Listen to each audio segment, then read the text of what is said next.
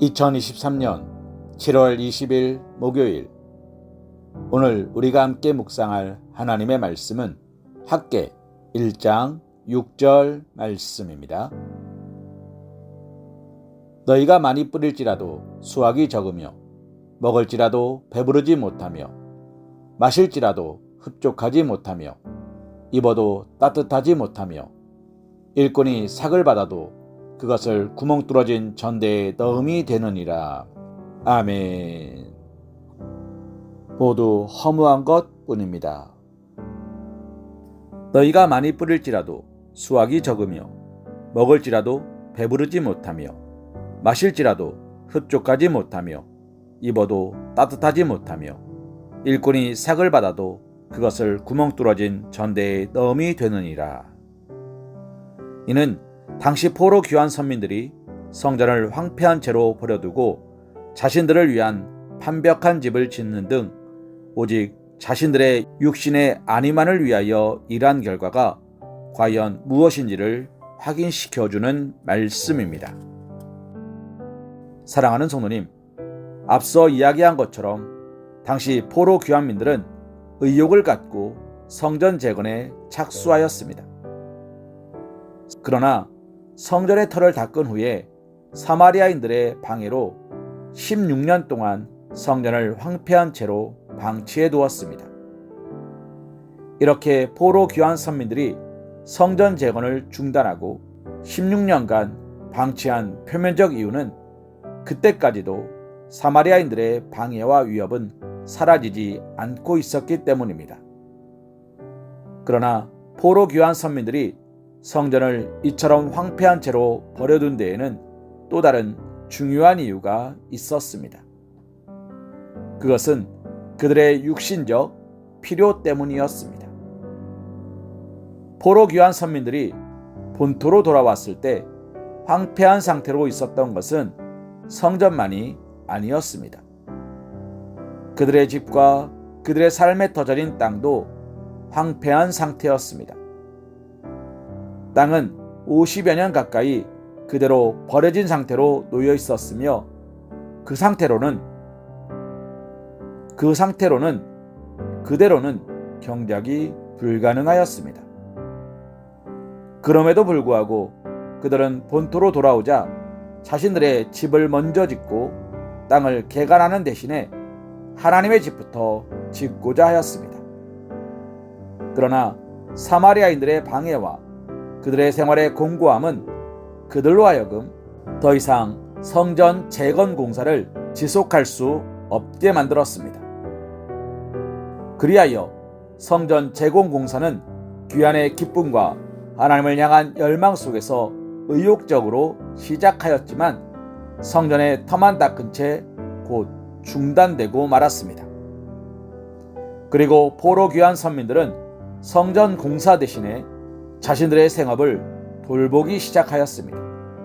곧 자기들의 집을 짓고 땅을 개간하며 농사를 시작한 것입니다. 문제는 포로 귀환 선민들은 이렇게 자기들의 생업을 돌보면서 다시 성전 재건 공사를 재개하지 않았다는 것입니다. 그들은 계속되는 사마리아인들의 방해와 이방 민족의 위협, 그리고 자신들의 생활의 어려움을 핑계로 성전 건축은 시기상조라 주장하면서 오직 자기들의 육신의 일에만 전념하였습니다. 그들은 황폐한 채 버려진 땅을 개간하고 씨를 뿌리며 열심히 수고하였습니다. 그러면서 그들은 많은 기대를 하였습니다. 자신들이 수고한 만큼 많은 결실을 거둘 수 있을 것이며 그로 말미암아 자신의 삶은 윤택하여질 것이라 생각하였습니다. 사랑하는 성도님, 그러나 결과는 어떠하였습니까? 그들의 삶은 하나도 윤택하여지지 않았습니다. 그들은 수고한 만큼 결실을 거두지도 못하였습니다. 그들이 많이 뿌려도 수확은 보잘것없었고 아무리 먹어도 배가 부르지 않았으며 삭슬 받아도 구멍 뚫린 전대에 넣은 것과 같이 되었습니다. 왜 이렇게 되었습니까? 왜 그들은 수고한 대로 결실하지 못하는 것입니까? 사랑하는 성도님, 포로 귀한 선민들이 그 수고에 따른 결실을 거두지 못한 것은 그들의 수고를 하나님께서 축복하지 않으시고 오히려 저주하신 까닭이었던 것입니다. 사람이 수고하여 씨를 뿌릴지라도 그것을 열매 맺게 하시는 이는 하나님이십니다.